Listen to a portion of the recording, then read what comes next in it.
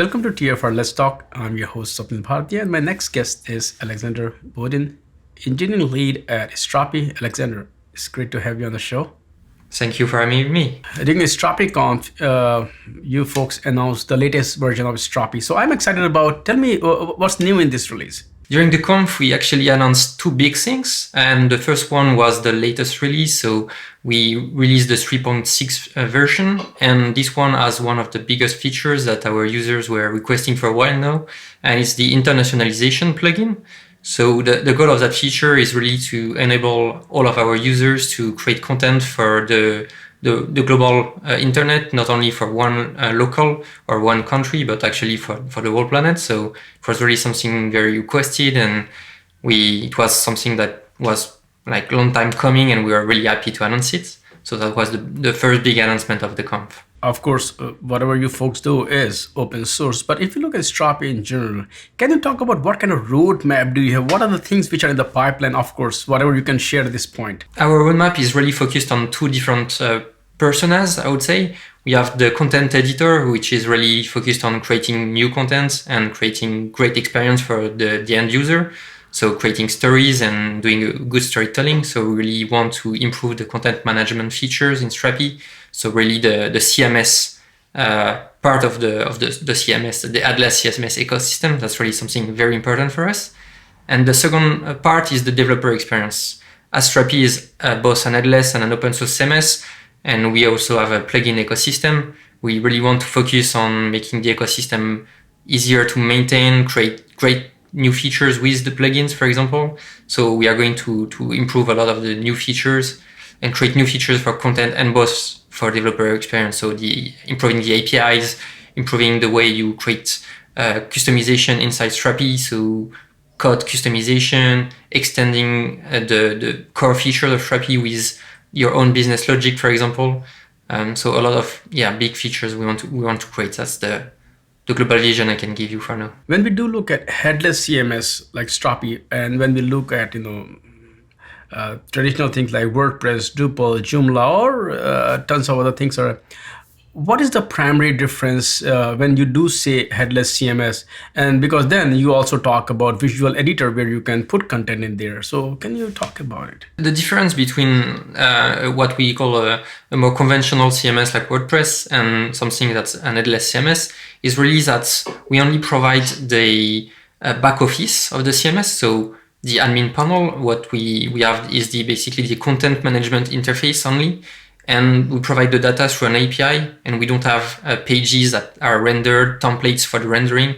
All of that is really focused for the front-end developers that use the headless CMS. So that's the responsibility of the developers that are using the headless CMS to create the front-end. So it gives really the full liberty and flexibility of creating custom experiences with the front-end, and we only provide a content editing experience. One more thing that I want to learn about Strapi is that the whole plugin or kind of app ecosystem, because Strapi you offer a lot of functionality, but or marketplace where users or community can add more functionality. Can you talk about the state of either marketplace or app store, whatever you call it? Our vision right now is really to have an open ecosystem. So we are using and we are in the Node and NPM ecosystem. So right now it's just installing a package, and you don't really have like something like a marketplace that you would have in, I don't know, Apple, for example, the Apple Store, the Google Play Store. We only have the open source ecosystem, and you can install packages, and that's the way you have plugins.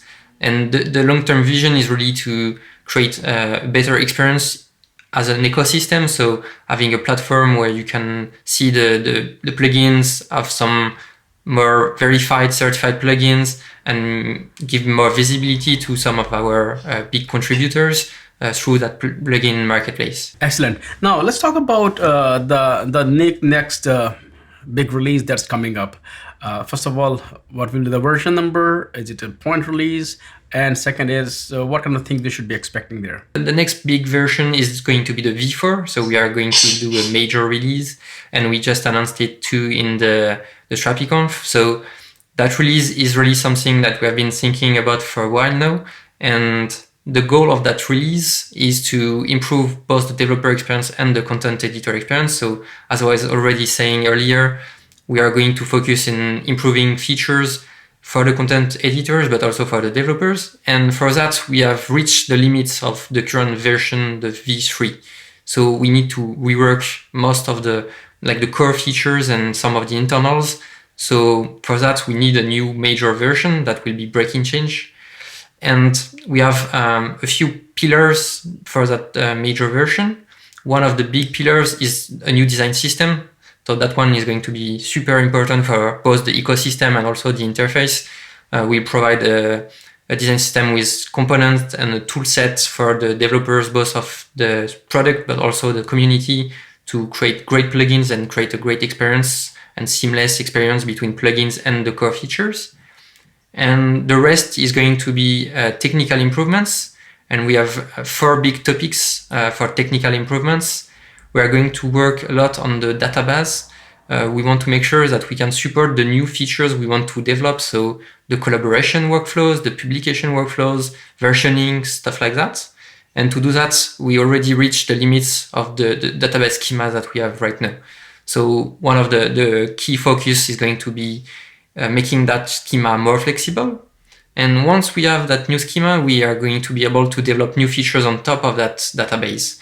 So to do that, we are going to improve the way we communicate with the database with a new query engine. We also are going to provide new APIs to handle and manage the data. So it's really focused for the developers. And on top of that way of fetching and just creating data programmatically, we are going to add new interfaces to the content APIs. So the REST or GraphQL APIs, we want to improve them and to make them more usable and more flexible for the new features coming. So it's really enabling the development of new features, both for us, Strapi, in the core product, but also for the community and the developers of plugins, for example. Can you also talk about what kind of community is there around Strapi? Of course, there's a huge, Jamstack community, developer community, of course, is there, and then user community and consumers are there, because there is a difference between user and consumer. So to talk about a community around Strapi. Yeah, as you said, the community is quite diverse. We've got both the developers, we've got the content managers, content editors, and we have also open source contributors that want to add new features to the core. We have developers that want to build plugins for the rest of the community. And we also have customers that are contributing to the enterprise and paying enterprise licenses to help us build the product too. So that's a great community, and that's really good to have that much diversity, because we get feedbacks from different point of views, and we can really take all of that into account to create a great roadmap, we think. And we really need the whole community help for the new version to get tuned in all the comments, the forum threads we can open to get feedback and get ideas from them. Alexander, thank you so much for sitting down today with me and talk about the new features of the latest release of Strapi and also the upcoming release. And I look forward to talk to you again soon. Thank you. Thank you so much for receiving me.